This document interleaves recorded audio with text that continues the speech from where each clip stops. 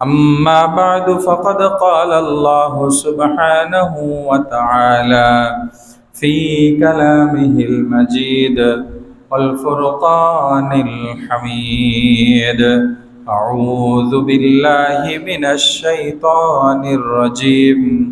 بسم الله الرحمن الرحيم. ثم دنا فتدلى فكان قاب قوسين أو أدنى. وقال صاحب القرآن صلى الله عليه وسلم: إن جهنم تحت الأرض السابعة، أو كما قال النبي صلى الله عليه وسلم. صدق الله مولانا العظيم، وصدق رسوله النبي الأمي الكريم، ونحن على ذلك لمن الشاهدين والشاكرين، والحمد لله رب العالمين. وقال تعالى: إن الله وملائكته يصلون على النبي يا أيها الذين آمنوا صلوا عليه وسلموا تسليما. اللهم صل على محمد وعلى آل محمد كما صليت على إبراهيم وعلى آل إبراهيم إنك حميد مجيد. اللهم بارك على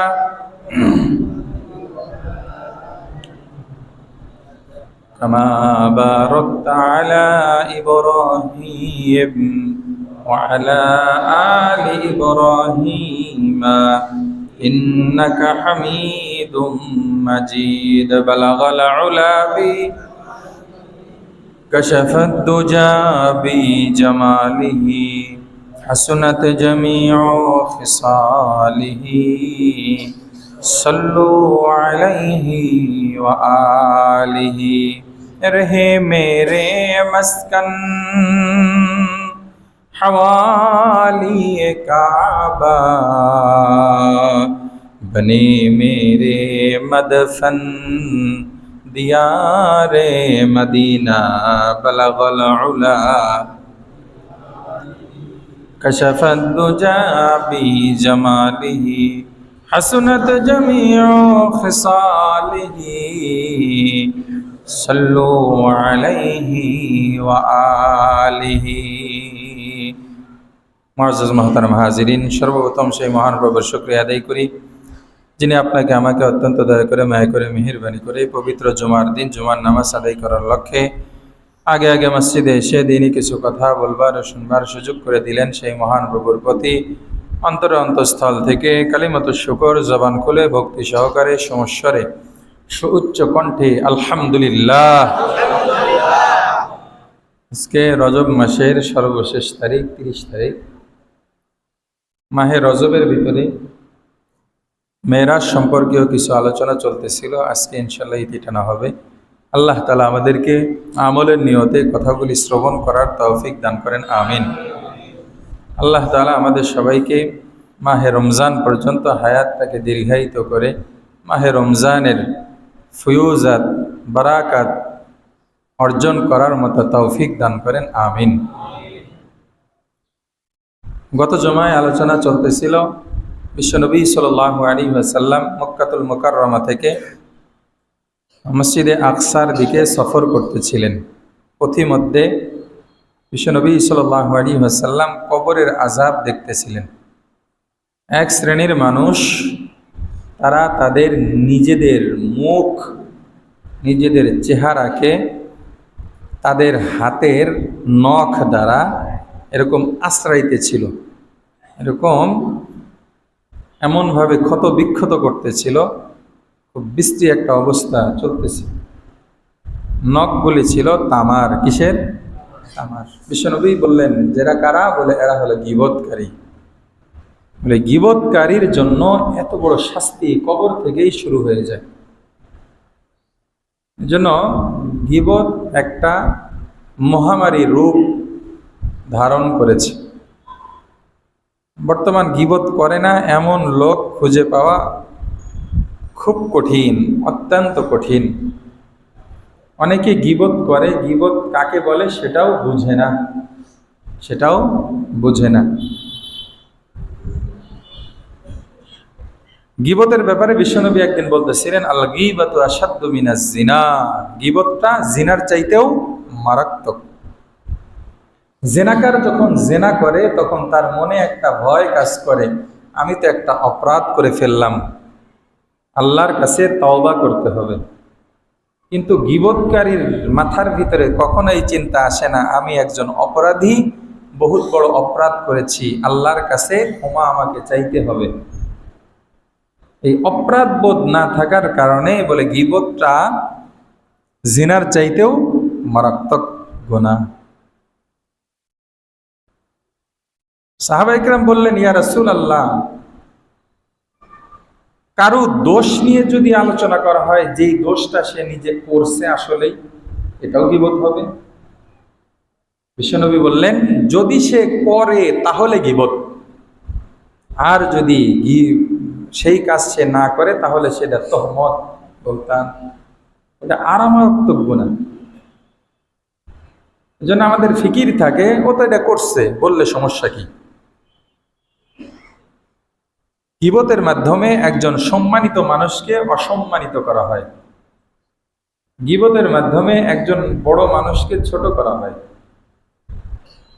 কেউ কাউকে বিশ্বাস করে, কেউ কাউকে ভালো জানে, কিন্তু তার সামনে গীবত করার কারণে পরবর্তীতে সে আর ওই ওজনের থাকে না, ছোট হয়ে যায়, সম্মান নষ্ট হয়ে যায়, সম্মান হানি হয়। এই জন্য গীবত থেকে আমাদের বেঁচে থাকতে হবে। আল্লাহ তাআলা কোরআনে বলছেন, তোমাদেরকে কাউ যদি বলা হয় নিজের ভাইয়ের গোশত খাও, তাহলে কি খাবে? মৃত ভাইয়ের গোশত, ফাকারিহ তুমু, তোমরা এটাকে অপছন্দ করবে। আল্লাহ তাআলা পরবর্তীতে বলেন, ওয়ালা ইয়াক্তাব বাযুকুম বাযা, তোমরা একে অপরকে গীবত করো না। ওয়ালা তাজাসসু, তোমরা একজন আরেকজনের দোষ তালাশ করে বেড়িও না।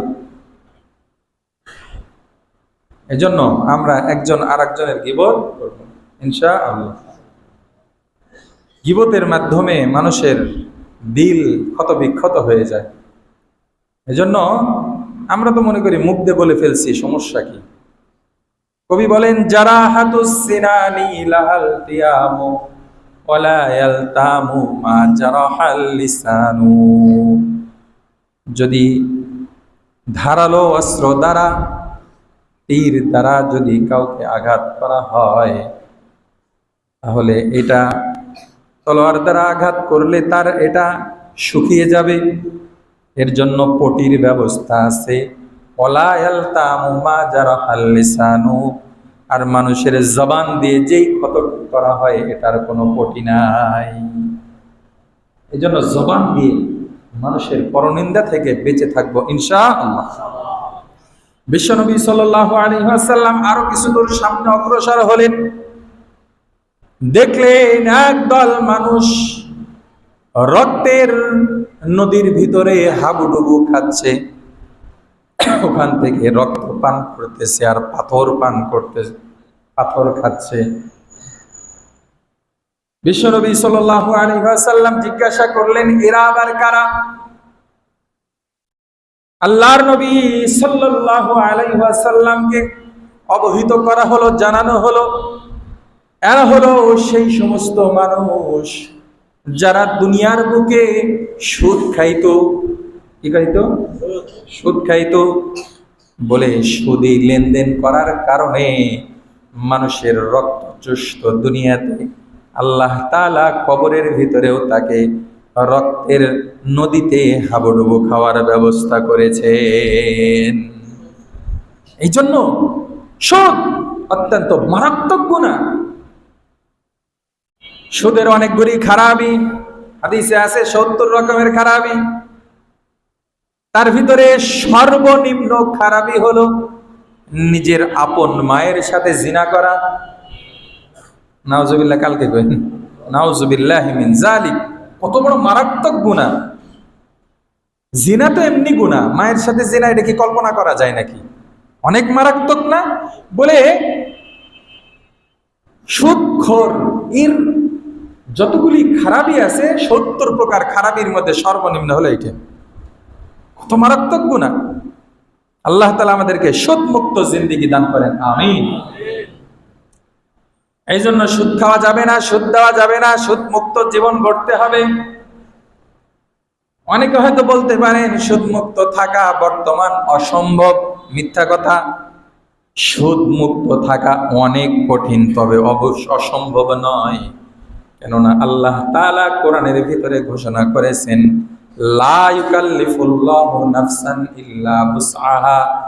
মানুষ পারবে না এমন আদেশ আল্লাহ তাআলা করেন নাই। মানুষ পারবে না এমন আদেশ আল্লাহ তাআলা করেন নাই। এই জন্য বাধ্যবাধকতা আল্লাহ যেহেতু করেছেন, তার মানে বোঝা গেল বাঁচা সম্ভব, তবে অনেক কঠিন, অনেক কঠিন, অত সহজ না। বিশ্বনবী সাল্লাল্লাহু আলাইহি ওয়াসাল্লাম আরো কিছু দূর সামনে অগ্রসর হলেন, দেখলেন একদল মানুষ, তাদেরকে বড় বড় পাথর দিয়ে মাথায় আঘাত করা হচ্ছে, সাথে সাথে মাথা সহ বডিতে একদম মিসমার হয়ে যাচ্ছে, সাথে সাথে আবার সে সুস্থ সবল হয়ে যাচ্ছে, আবারও আঘাত করা